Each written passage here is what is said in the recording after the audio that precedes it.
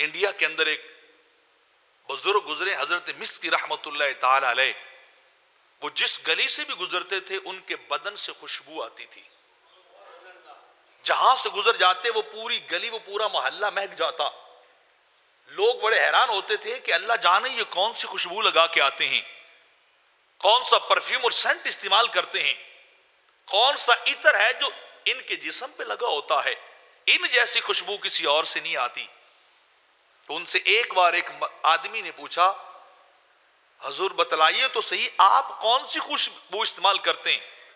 کون سا عطر لگاتے ہیں کہ آپ جیسی خوشبو کسی اور سے نہیں آتی، آپ ہمیشہ ہی مہکتے رہتے، جہاں سے گزرتے ہیں وہاں خوشبوئیں بکھر جاتی ہیں.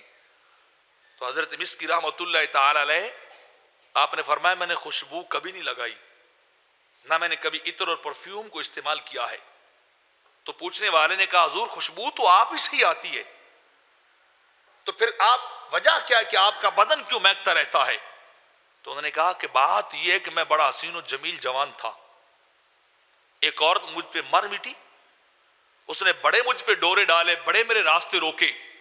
ہر جتن کیا کہ کسی طرح یہ بندہ میرے قابو میں آ جائے، لیکن میں خوف خدا سے ڈرتا اور پہلو بچا کے نکل جاتا. تو ایک بار اس نے اپنی بوڑھی لونڈیوں کو بھیجا کہ جاؤ اس شخص کے گزرنے کا وقت ہوا ہے، جب گزرے تو کسی بہانے سے اندر لے کے آؤ. تو اس کی بوڑھی باندھی مجھے اندر لے کے گئی، جب میں اندر گیا تو اس نے کنڈی لگا دی اور سامنے وہ حسین و جمیل عورت بیٹھی تھی. اس نے کہا بات یہ یا تو میرے ساتھ میری خواہش کو پورا کرو، نہیں تو میں وویلا کر دوں گی کہ مجھ پہ حملہ آور ہوئے ہیں، میری عزت لوٹنے آئے ہیں، تو تمہیں پھر بھی رجم ہو جائے گا، یا تمہیں کوڑے لگیں گے، سزا ہوگی، بدنام بھی ہو جاؤ گے، عزت بھی تار تار ہو جائے گی، بہتر ہے مجھ سے منہ کالا کر لو. تو وہ کہتے ہیں کہ میں بڑا گھبرایا، خدایا میں کس مصیبت میں آ کے پھنسا. میرے دماغ کے اندر فوری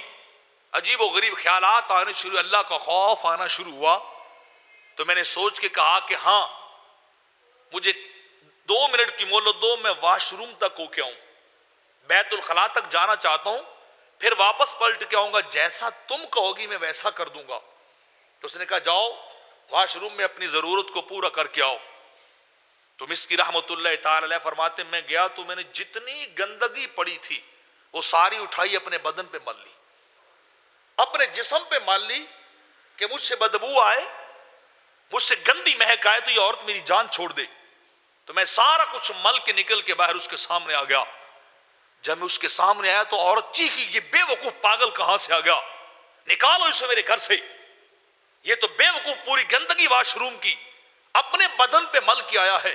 یہاں سے دفع ہو جاؤ. اپنی باندی سے کہا جلدی کر، دروازہ کھول سے باہر نکال.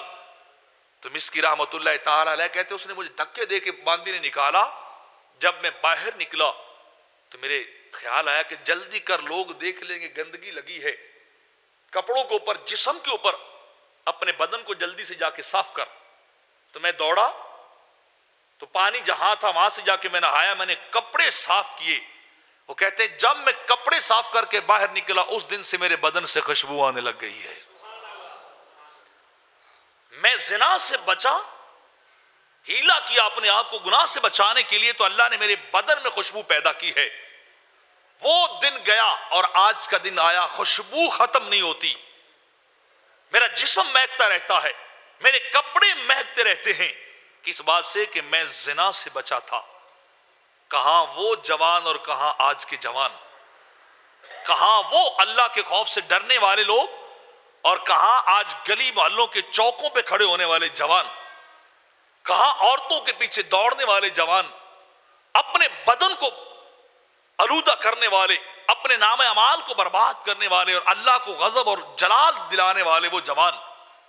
کہ جن کی زندگی کا مقصد ہی عورت بن گئی ہے،